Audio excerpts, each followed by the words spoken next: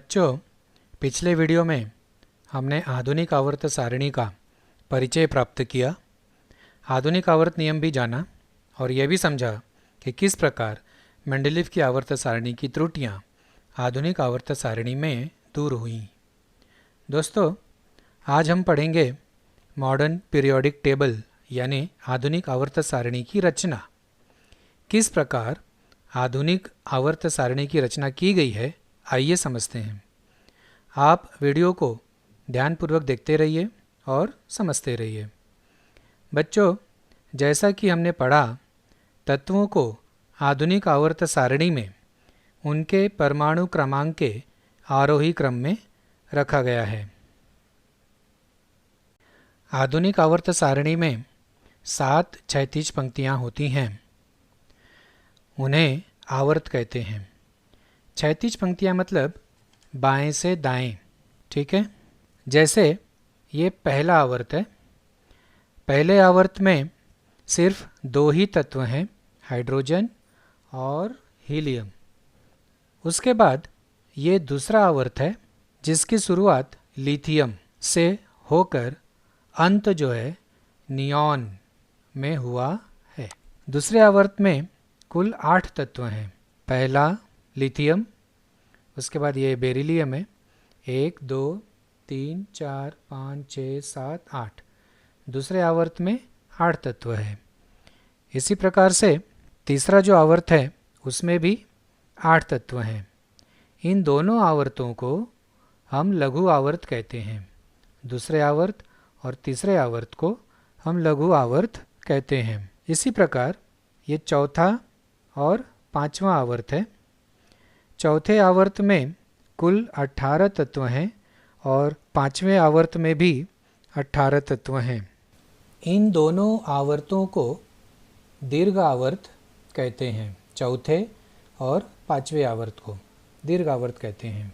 इसके बाद जो 6वां आवर्त है इसमें 32 तत्व और ये जो 7वां आवर्त है इसमें भी 32 तत्व है, जिसे हम सबसे दीर्घ आवर्त कहते हैं। जिसे हम सबसे दीर्घ आवर्त कहते हैं। ये जो 7वां आवर्त है ये अपूर्ण आवर्त है।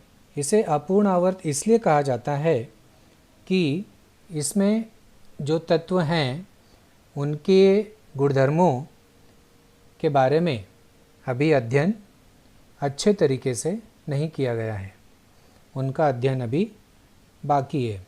बच्चों, आप देख सकते हो कि प्रत्येक आवर्त का जो अंत है वो निष्क्रिय तत्व में हो रहा है।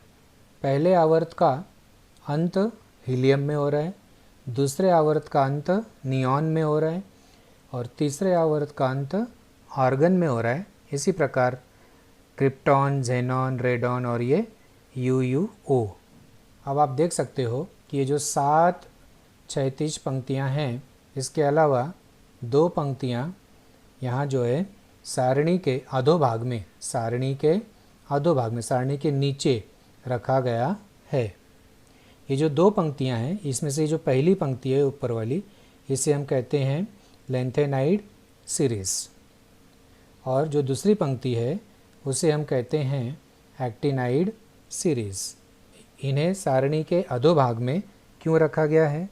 क्योंकि यहाँ पर ध्यान दीजिए, ये जो लेंथेनाइड सीरीज़ है, ठीक है, लेंथेनाइड श्रेणी जो है, इसमें लेंथेनम ये जो तत्व है इसका गुणधर्म और इसके आगे आने वाले ये सभी तत्वों के गुणधर्म समान होते हैं, लगभग समान होते हैं।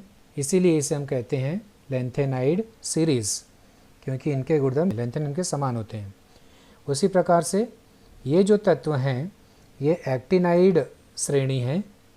इसे हम कहते हैं एक्टेनियम। ये जो तत्व है इसका गुणधर्म और इसके आगे आने वाले ये सारे तत्वों का गुणधर्म समान है, इसीलिए इस श्रेणी को एक्टिनाइड श्रेणी कहते हैं। यहाँ पे लेंथेनम, उसका परमाणु क्रमांक 57 है। ये यहाँ पर इसको रखा गया है। यहाँ पर आप देख सकते हो कि ये 57 है। इसके बाद 57 से लेकर 71 तक ये सारे तत्व को अगर हम इसी श्रेणी में इसके आगे लगातार रख देते तो ये श्रेणी काफ़ी लंबी हो जाती और आधुनिक आवर्त सारणी की जो रचना है जो जिस प्रकार से दिख रही है काफ़ी लंबी दिखती, तो अध्ययन करने में हमें काफ़ी कठिनाई होती।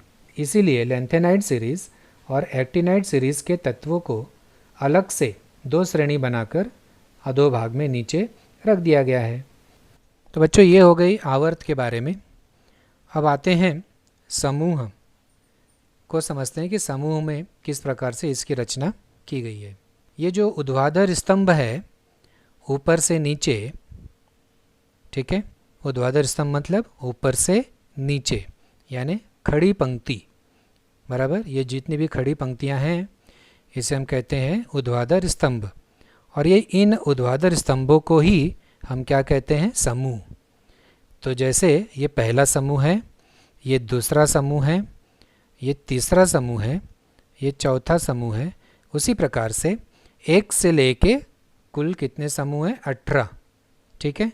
ये पहला, दूसरा, तीसरा, चौथा, पाँचवा, छठवां, सातवां, आठवां, नौवां, 10वां, 11वां, ये क्रमांक दिए गए हैं 1 से लेके 18 तक। तो 18 समूह हैं आधुनिक आवर्त सारणी में, कुल 18 समूह हैं। तो ये जो समूह हैं 4 खंडों में विभाजित किया गया है, एस खंड, पी खंड, डी खंड और एफ खंड। ये चारों अक्षर आपको याद रहने चाहिए। मैं इसे इस प्रकार याद रखता हूँ, एस पी मतलब स्पेशल, डी से डैशिंग और एफ से force, special dashing force.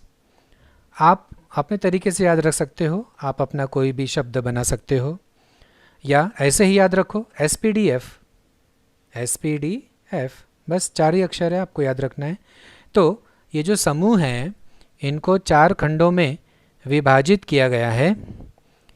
S खंड, तो ये पहला समूह और ये दूसरा समूह, ये 2 समूह एस खंड में आते हैं। ये दोनों समूह किस में आते हैं, एस खंड में, ठीक है। इसके बाद यहाँ से 13वां समूह और 18वां समूह, 13वें से लेकर 18वें समूह तक ये आता है पी खंड में। इसके बाद समूह क्रमांक 3 से लेके 12 तक, समूह क्रमांक 3, 4, 5, 6, 7, 8, 9, 10, 11, 12, इस भाग को डी खंड कहा जाता है। ये हो गया डी खंड, ठीक है।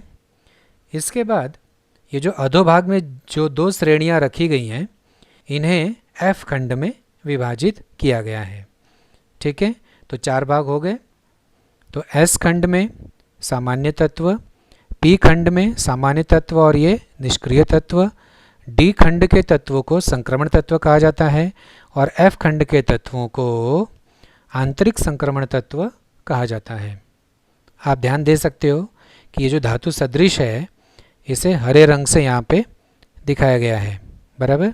कौन कौन से तत्व हैं, boron, silicon, germanium, arsenic, antimony, tellurium और ये पोलोनियम, बराबर। ये सारे तत्व धातु सदृश हैं, ठीक है। इसे हम टेढ़ी मेढ़ी रेखा कहते हैं। समझ में टेढ़ी मेढ़ी रेखा कैसे, आप यहाँ पर ध्यान दे सकते हैं। जैसे ये कर्सर है, ये माउस है, यहाँ से इस प्रकार यहाँ से शुरू होता है, इस यहाँ पे, फिर ऐसे, फिर ऐसे, फिर ऐसे, फिर ऐसे, फिर ऐसे, फिर ऐसे, फिर ऐसे। तो ये टेढ़ी मेढ़ी रेखा इसे कहा जाता है। टेढ़ी मेढ़ी रेखा के बाईं तरफ धातु और दाहिनी तरफ अधातु, और रेखा पर या उसके जस्ट बगल में जो तत्व हैं वो धातु सदृश हैं, ठीक है। इस प्रकार से टेढ़ी मेढ़ी रेखा के आधार पर आवर्त सारणी को 3 भागों में बांटा गया है, धातु, अधातु और धातु सदृश, ठीक है। तो बच्चों, आवर्त के आधार पर और समूह के आधार पर आधुनिक आवर्त सारणी की रचना ध्यान में आई। इसके बाद हम आगे नेक्स्ट वीडियो में पढ़ेंगे। तब तक के लिए धन्यवाद।